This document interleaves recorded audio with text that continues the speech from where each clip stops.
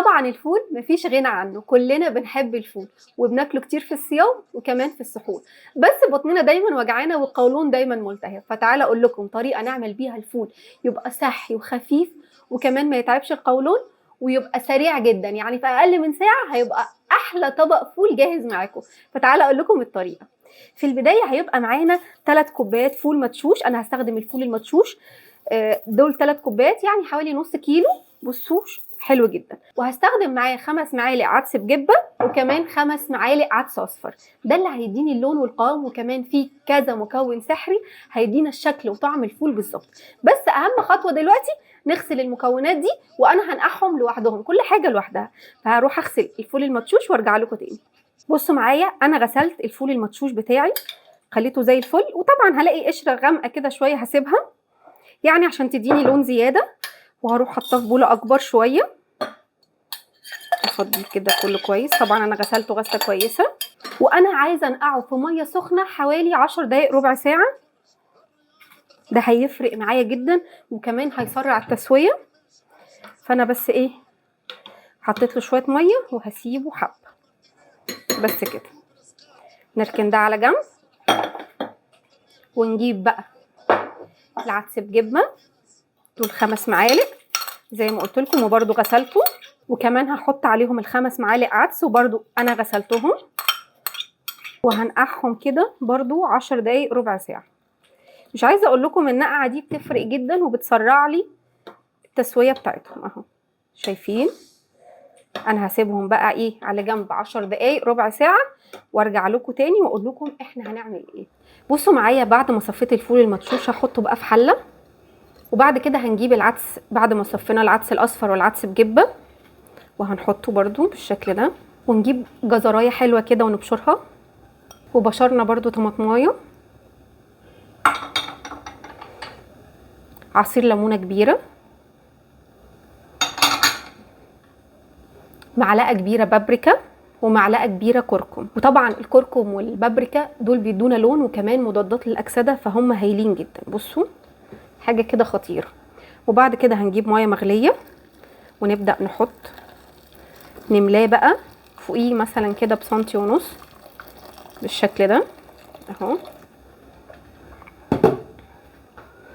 ونقلبه كويس جدا. بصوا احنا لسه ما عملناش حاجه، وبصوا لونه حلو ازاي. دلوقتي بقى ايه، هنشغل البوتاجاز بتاعنا، نديله اول غلوه وبعد كده نهدي النار عليه. وطبعا علشان اضمن ان هو يبقى مكتوم تماما فايه هغطيه بورق فويل بالشكل ده اهو، عشان اضمن بس ان ما يفيش تسريب للبخار، عشان انا مش عايزاه يغمق. بصوا، وعلى فكره كل الاضافات دي نقدر نحطه للفول العادي، بس ننقع الفول من بالليل لغايه تاني يوم وبعد كده نعمله بنفس الطريقه، وهياخد وقت اطول شويه يعني حوالي 4-5 ساعات 6 ساعات على حسب نوع الفول، لكن دي طريقه سريعه وهو مش هياخد معانا ساعه الا ربع يكون استوى. بس انا اللي هعمله دلوقتي ان انا هخلي النار عاليه لغايه لما يبدا يغلي، وبعد كده هخليه على نار متوسطه، وكل 10 دقائق هرفع الغطا واديله تقليبه واشوف لو محتاج ميه ازوده. هسيبه بقى على جنب ساعه الا ربع وارجع لكم تاني. بصوا معايا كده، ده بعد حوالي 10 دقايق اتلسعت كالعاده يعني.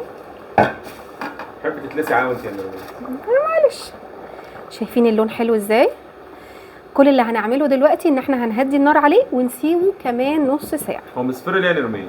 عشان فيه كركم وفيه كاري. حماد، هو ده فول؟ ده فول، بس فول هيريح معدتك بدل ما انت كل شويه اطحني لي الفول اطحني لي الفول. طب احنا ليه هنجيبه كده؟ ما نجيبه نطحنه. ماشي، ما انا فاضي قشريه. لا دي طريقه سهله وسريعه، اصبر بس هدوقهولك في الاخر. هنركن ده على جنب. يعني انت بدل ما تقشريه قررت تعمليه بالظبط كده. انا قلت احلى حاجه في الستات الفاضيه. ستات فاضيه، عارفه ان في الاخر احنا هنبقى ستات فاضيه. احنا دلوقتي ركننا الفول على جنب. دلوقتي هعمل لكم احلى دقه للطحينه نقدر نزودها للفول وتفضل جاهزه معانا في التلاجة بطريقه حلوه جدا ومفيش اسهل منها. دقه ايه؟ طحينه يا عماد. دقه طحينه بتبقى سهله وقت ما بنحب. بتاعت الراجل بتاع العربيه بالظبط كده، نفس الفكره. هو ما بيحطش طحينه، هو بيحط دقيق. لا، ما احنا هنعملها بطحينه بقى، ما احنا هنتمدن نعمل حاجه نظيفه لبيتنا يعني. بصوا معايا بقى، هنجيب طبق او بوله او كوبايه، دي اي حاجه، وهنحط نص كوبايه طحينه دي طبعا طحينه بيتي. لو عايزين طريقه الطحينه انا نزلتها قبل كده، لو عايزينها اكتبوا لي وانا لان الطحينه بقت غاليه جدا بره. اكتبوا لي لو انتم محتاجين طريقه الطحينه. لو عايزين توفروا خالص حطوا معلقتين دقيق، ما هو هم بيعملوا كده فعلا يعني. لا احنا هنعملها طحينه بسمسم علشان تبقى مغذيه. وبعد كده هنحط معلقه كبيره خل، عصير ليمونه، نص معلقه صغيره هريسه شطه او توم على حسب اللي موجود عندكم. بس يعني انا حاطه نص معلقه صغيره على اساس ان انا عامله نص كوبايه طحينه. احنا هنهدي صح على الفول، هنخليه درجه متوسطه. وبعد كده هنحط بقى كمون، يعني حوالي نص معلقه كده لربع معلقه كمون، نص معلقه صغيره ملح، ربع معلقه صغيره كزبره ناشفه، ربع معلقه صغيره شطه، وممكن تزودوا شطه براحتكم طبعا ده على حسب الرغبه. بعد كده نقلبهم كده ونجيب جنبينا بقى ميه سخنه ونبدا نفك الطحينه بتاعتنا. الطحينه بتاعتنا احنا بنعملها شويه اخف من المعتاد لان دي احنا بنحطها فوق الفول اهو. بنفضل نقلب. مش حاسه ان المضرب ده كبير؟ التاني صغنطط قوي هيغلبني وممكن يتكسر وانا بعمل عشان الطحينه بتكتل. يعني مش دي الكوبايه اللي احنا جبناها وقلنا مش هنستخدمها؟ ام 700 جنيه. ايوه ركز. ايوه انا عايز الناس اللي تتفرج عليكي تبقى عارفه عشان الكوبايه دي بالنسبه لي اغلى من البوتاجاز.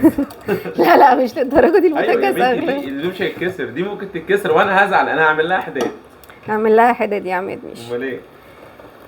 بصوا انا عايزه الدقه دي تبقى خفيفه لان احنا لسه مخفينها بميه سخنه فلسه هتتقل معانا كمان. وندوق بقى ونظبط الملح والتوابل براحتكم على حسب ذوقكم الشخصي، او تعملوها تقيله وتبقى احلى سلطه الطحينه ممكن تقدموها مع المشاوي. بصوا اجيب لكم المعلقه عشان تشوفوا القوام. بصوا ده قوام تقيل، انا عايزه اخف شويه كمان لان هو لسه هيتقل.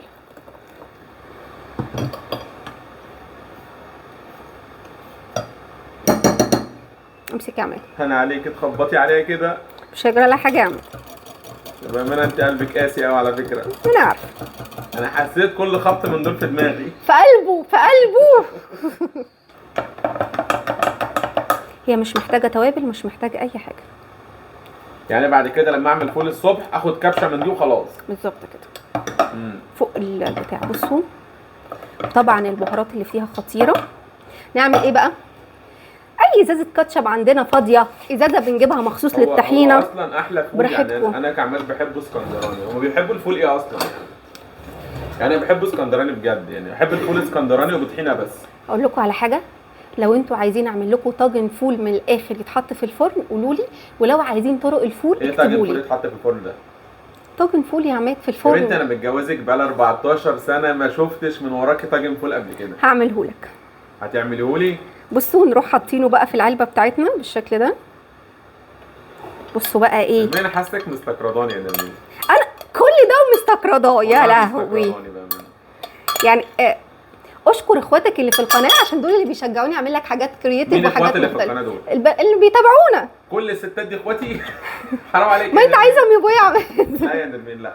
بصي يا نرمين انا متشجع بس انت كده دبست نفسك في قصه الطاجن دي. لا احنا هنفطر طاجن في يوم من الايام خلي بالك. لا اليومين اللي جايين احنا كده صايمين يا عماد. بصوا احلى دقه. استنوا بقى لما الفول بتاعنا يستوي احط لكم بقى عليها حبه وتشوفوا الحلويات على اصولها. لا طبق بقى وشويه على الوش وانا ادوق. ماشي لما الفول يستوي. الفول معاه نص ساعه يكون استوى. طيب نرجع بعد نص ساعه.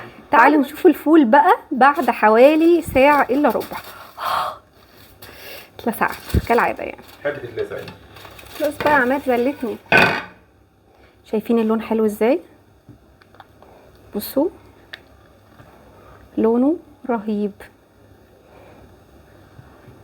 عايزين بقى تديله فرمه يبقى تمام. انا عن نفسي هديله فرمه صغيره. ليه يا نرمين تفرميه؟ ما مفرومه اهو. لا عشان ما يبانش البصار ما يبانش ان ده بصار. او ممكن مثلا مش عايزين تفرموه يتهرس كده هرسه حلوه. ليه يتهرس؟ وخلي بالكم العلب بيبقى كده. وخلي بالكم ان هو يعني كل ما هتسيبوه كل ما هيبرد. انت مش عايز نحط له حاجه يعني؟ لا مش قصدي ما تفرموهوش. تفرميه ليه؟ ما خليه كده حتى يبقى في حاجه في واحنا بناكله. ماشي يا عماد خلاص. هيبقى بصاره بامانه لو حطيت له بتاع. لا مش هيبقى بصاره. اللي احنا عاملين هات كبشه كده اتفضل يا زعيم. هروح اجيب عيش واجيلك عشان ادوق. ماشي. بصوا بقى هنحط حبه فول كده عجب. شايفين اللون الحلو ده اهو. شايفين الحلويات؟ مش عايزه اقول لكم، اصبروا بس عليه شويه هيتقل ويبقى لوز. شايفين؟ وبعد كده ايه؟ شايفين بقى حبه الطحينه العجب اللي احنا عملناهم؟ نبدا بقى ايه، بصوا من فوق كده حاجه كده عجب. بصوا شكلها حلو ازاي. نحط الطحينه رهيبه. الطحينه دي تحفه مع اي حاجه بقى. ونروح حاطين رشه ملح حلوه كده، ورشه كمون، ورشه شطه. جوزي طبعا هيعترض على رشه الشطه دي، بس طبعا. يعني ليه شطه في الفول؟ انا هاكله حرق لي بطني هي وجعاني. حلاوته بقى. ويا سلام بقى لو عندكم زيت حار، انا هعمله بزيت زيتون. حلو برضه. بصوا حبه زيت زيتون كده. انا طبعا مش محتاجه احط ليمون لان انا عندي الطحينه فيها ليمون. شايفين؟ حلو قوي شكله كده تحفه والله. فين العيش بقى اللي هناكل بيه؟ امسك يا عماد. بص بقى هو كده شكله حلو. قلبي بقى. هنقلب بقى كده. يا خبر ابيض، حتى في طحينه كتير قوي نرميه. لا هو حلاوته كده يا عماد. ماشي. طبق كبير اصلا، الطبق اللي انا عاملاه ده غويط. ماشي. ادوق ولا لسه؟ دوق يا عماد. ماشي اهو. بصوا نعمل بقى ودن القطه. معلش امينه الشلبايه ما تزعلش. بصوا لقمتك قد ايه ولقمتي قد ايه؟ فرق السعرات السيد الرئيس. حاسه ان هو محتاج ليمون. لا. ها؟ لا. بصوا. هو محتاج حاجه واحده بس. ايه؟ خف الشطه فيه شويه. والله حلو قوي. ثواني كده انا ايه هحط سن الطحينه عندنا عشان عماد ما بيحبوش بطحينه، انا بحبه بطحينه. مين قال؟ يا عماد احنا هنخلص الطبق واحنا بنصور ولا ايه؟ ما ده اثبات انه كويس. رهيب. يا سلام بقى لو في زيت حار. لا حلو على فكره قوي. برافو عليك يا نرمين. وبعدين هو كده انا مش حاسس بطعم الحاجات دي جواه. لا وخفيف جدا. لا جربوه بجد بطريقتي. حلو جدا، خفيف، صحي. الطحينه دي ممتازه، نقدر نحطها في التلاجة نستخدمها. مش عايزه اقول لكم، لو عجبكم فيديو النهارده ما تنسوش تشتركوا معايا في القناه، واشوفكم على الف خير. مع السلامه. هو حد يفرمه ها؟ عماد هيقعد يكمل اكله. مع السلامه.